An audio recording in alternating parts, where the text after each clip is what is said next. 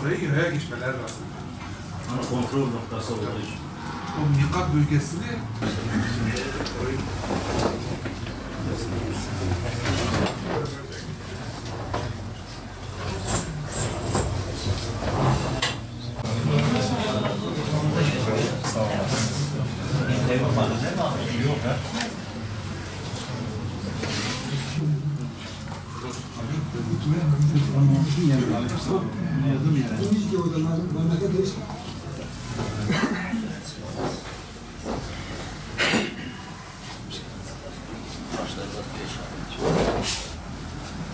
İslam ümmetinin Kurban Bayramı'nı tebrik ediyorum. Hayırlara vesile getirmesini Rabbimizden niyaz ediyoruz. Bu vesileyle hac farizasını yerine getiren tüm hacılarımızın dua ve ibadetlerin kabulü ve makbulü için Rabbimizden niyaz ediyoruz. Bugün de il teşkilat binamızdayız. Tüm gönüllü ve üyelerimizle beraber, halkımızla beraber, Şanlıurfa beraber biz burada bayramın ikinci gününde bayramlaşma buluşmamızı gerçekleştiriyoruz burada.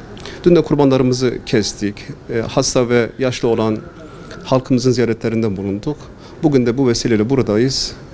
Bayramı buruk da olsa, hüzünlü de olsa Gazze'deki o Müslümanların halini içselleştirerek bayramı yaşamaya çalışıyoruz.